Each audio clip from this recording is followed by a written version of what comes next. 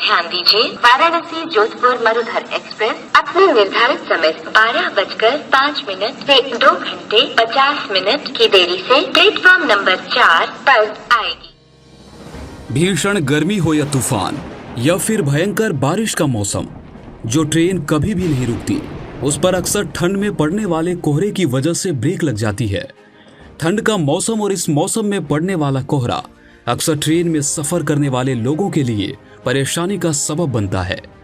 ये कोहरा मुसाफिरों को उनकी मंजिल तक पहुंचाने में लेट कर देता है।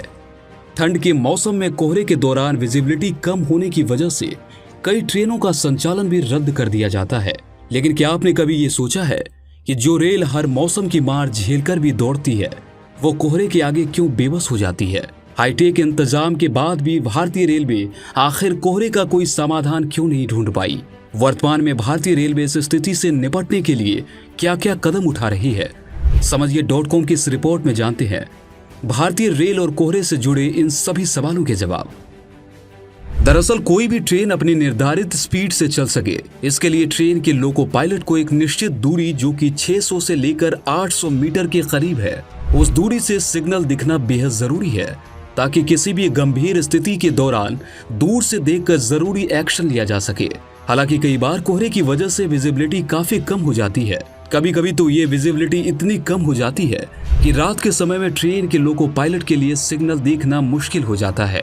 लिहाजा ऐसी स्थिति में ट्रेन की मैक्सिमम स्पीड लिमिट को घटाकर कम कर दिया जाता है, जिसके कारण ट्रेनें धीमी गति से चलने लगती है।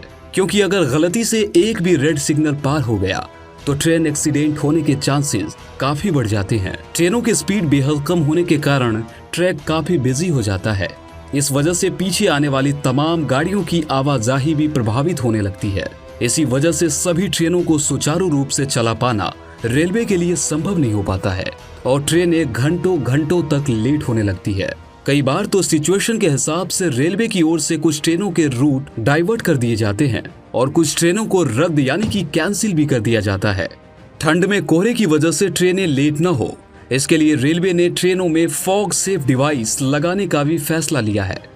देखिए, भारतीय रेल जिन दिनों में डेंस फॉग होती है, उन दिनों फॉग सेफ डिवाइस का इस्तेमाल करता है। ये एक GPS बेस्ड इक्विपमेंट है, जिसकी मैपिंग की जाती है सिग्नल और इंस्टॉलेशंस के साथ।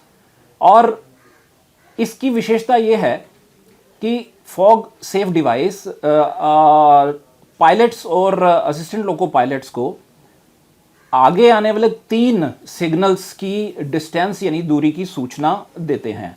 उसके साथ ही फॉग सेफ डिवाइस जो इमीडिएटली नेक्स्ट सिग्नल आना है उसके 500 मीटर पहले एक ऑडियो अलर्ट यानी साउंड अलर्ट के साथ असिस्टेंट लोको पायलट्स और लोको पायलट्स को आने वाले सिग्नल की सूचना देता है, आगाह करता है।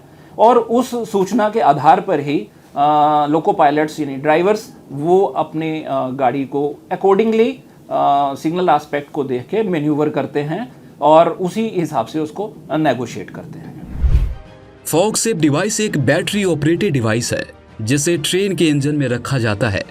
इसमें GPS की सुविधा भी होती है। इस डिवाइस में एक वायर वाला एंटीना होता है, जिसे इंजन की बाहरी हिस्से में फिक्स कर दिया जाता है।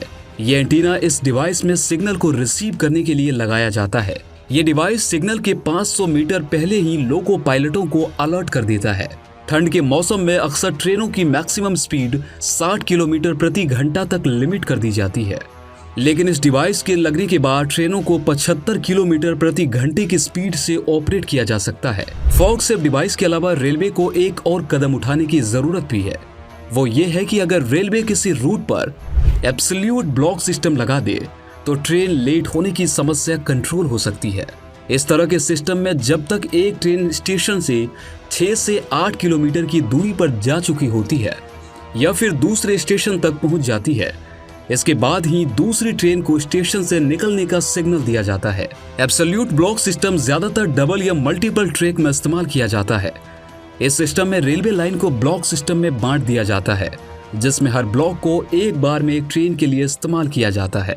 ये सिस्टम इंसानों के माध्यम से ऑपरेट किया जाता है, जिसमें एक ट्रैक खाली होने के बाद स्टेशन मास्टर द्वारा सिग्नल दिया जाता है और तब जाकर दूसरी ट्रेन आगे बढ़ती है। यानी दो स्टेशनों के बीच एक समय में अगर एक ही ट्रेन चलाई जाए तो उस ट्रेन को अधिकतम स्पीड में चलाया जा सकता है, क्योंकि उस समय उस ट्रैक पर कोई दूसरी ट्रेन नहीं होगी।